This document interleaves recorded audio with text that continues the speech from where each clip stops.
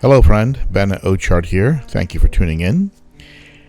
I know that some of you can't make it to the Saturday live streams, the Cichlids and Coffee live streams on Saturday at 11 a.m. Central. And during the last one, I shared a video which was just a quick walkthrough of the fish room.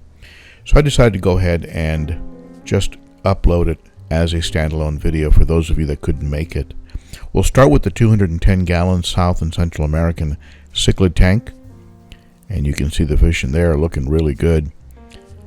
That vieja is getting enormous. And I love the colors on them. Here's a chocolate cichlid. And those, of course, were picked up from the Cichlid Shack over in Tempe, Arizona. The red tiger is continuing to grow at a faster rate than the albino. But thank goodness they're getting along. And I hope that continues to be the case. This Salvini I picked up at the Aquatic Critter here locally in Nashville. I love the colors and patterns on that fish. Tends to be aggressive from time to time, but very often just goes and hangs out in her cave.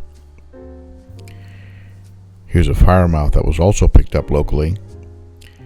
And this firemouth just loves getting into a face-off with this Nicaragua cichlid that you see here. And there they go. They just sort of stare each other down, and meanwhile the Jack Dempsey just sits back there guarding his rock, completely bored by the whole thing. Nobody messes with him, so he holds his own. But this tank is doing well. It just went through some major servicing, the cleaning of the sump, and the servicing of the Sun 704B canister. I did a video on that. You can check it out. The 300-gallon aquarium, another aquarium from my friends at Glass Cages in Nashville. This tank is continuing to do very, very well, including the little runt fish like this bicolor 500 and the Lethrinops oculatus. My Autopharynx tetrastigma, despite having only one eye, is continuing to thrive. The Bucochromis rhodesii yellow is leaving him alone. So that's all good. Check out the mouth on this Malawi gar. He's really designed to get between rocks and pick off Mbuna fry in the wild. Really adapted for that. Love the markings and color of this Venusus. Beautiful yellow blaze on his forehead. Nice blue cheeks. Every cichlid tank should have a Taiwan reef. But this one gets picked on from time to time by this larger tangerine tiger, also in the Protomelis family. Probably sees the Taiwan reef as some kind of competition. But it's not relentless. He's not trying to kill him. He just likes to assert that he's the boss. The Kwangi is really hard to capture on camera because, you know, every one of his scales has a unique color. It's a very beautiful fish. Look at this trout. Called a Malawi trout, still growing, and really the inspiration for moving over to the 300-gallon and putting the African cichlids in there. I'm back into Betta fish, and I picked up a couple of them. They were a bargain, about $7 each, over at the Aquatic Critter, and I have included a lot of decor in each side, so they can kind of go in and out and rest on the leaves and play around.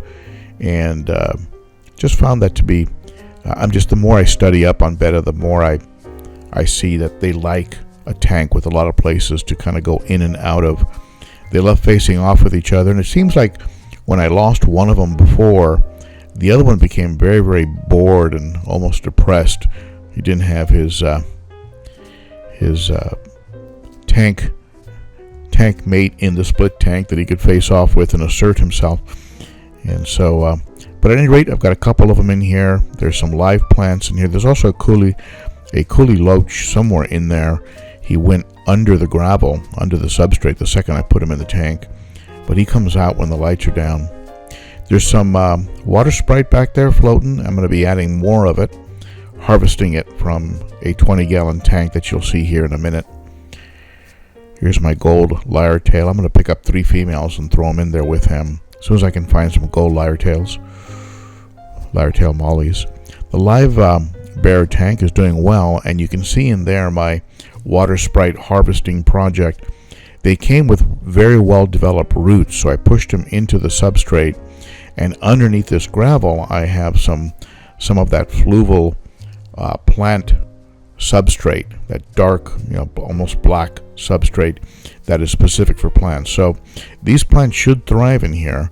I'm also using root tabs and some of the Easy Green fertilizer from the aquarium co-op.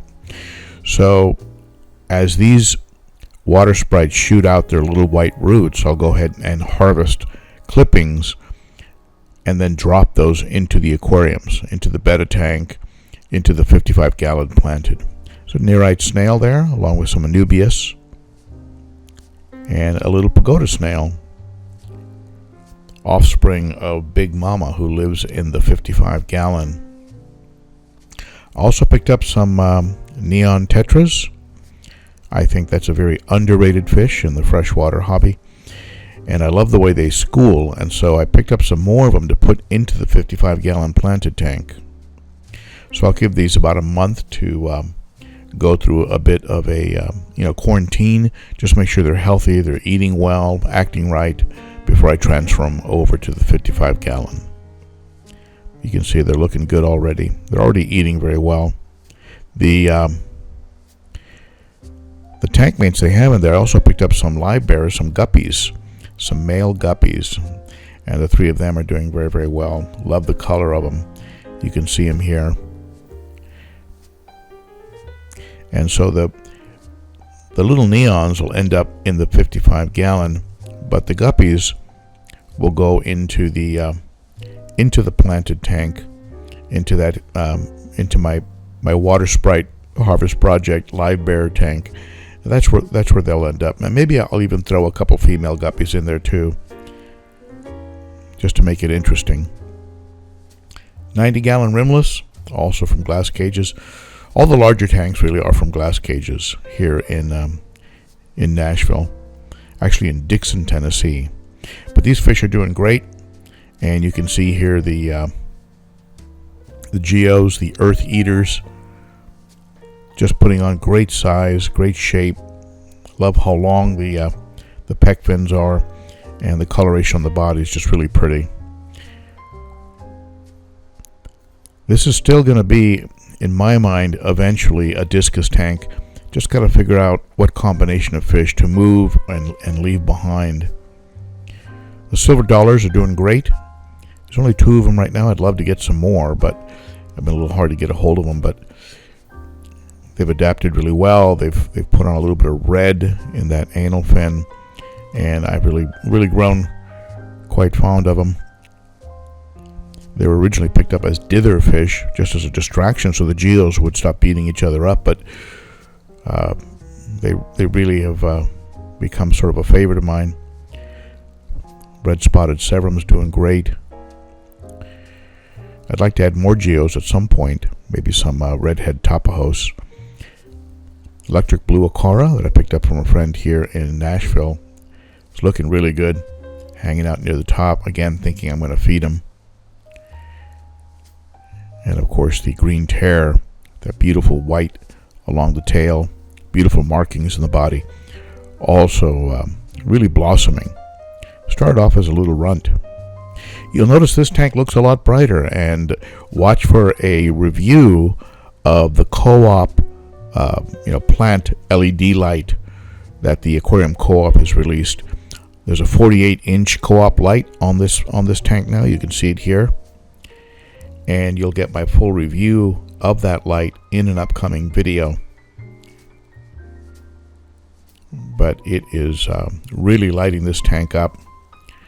I don't think I'm going to use it at the full setting. It has 6 different settings, and I think this one's pretty bright. I think I ended up, after filming this video, taking it down maybe 10%. There's some water sprite in here.